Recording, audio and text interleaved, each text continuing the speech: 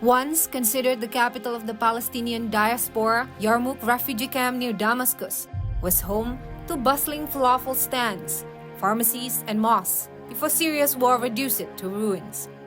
According to the United Nations Relief and Works Agency for Palestine Refugees, or UNRWA, the camp housed 1.2 million people, including 160,000 Palestinians before the conflict. Today, only about 8,160 Palestinian refugees remain or have returned.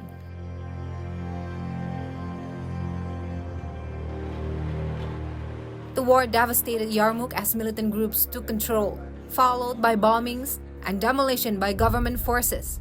Residents faced daunting bureaucratic and security barriers under former President Bashar Assad, preventing many from returning to rebuild their lives. However, the fall of Assad's regime has sparked renewed hope for Yarmouk's displaced population, as women and children are returning in the camp streets and makeshift markets are reopening. Yarmouk's history reflects the complex reality of Palestinian refugees in Syria.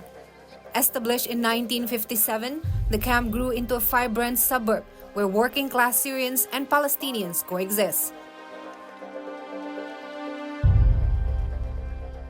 قلت لك المخيم بالنسبة لإلي روح لإلي، يعني بتحسي عن جد إنه منطقة إنه فلسطين تبعك إنه موجودة هون، بتحسي حركات رغم إنك أنت بعيدة عن فلسطين بس فيها كتير شغلات إنه هون عن فلسطين بتحكي، فإحنا بنتمنى يا رب يا رب اليوم قبل بكره عن جد يرجع يتعمر المخيم من اول وجديد واحسن من الاول، وانا بالنسبه لي مو هذا الدمار كل اللي صاير بالنسبه لي رغم انه دماره بس جنه جنه. However, Palestinian refugees in Syria are still denied citizenship to preserve their right to return to the homes they were forced to leave during Israel's creation in 1948. The camp's future under Syria's new leadership remains uncertain, but the new regime has yet to clarify its stance on Palestinian refugees. Yarmouk's residents continue to live in limbo, grappling with the scars of conflict while hoping to reclaim a semblance of the life they once knew.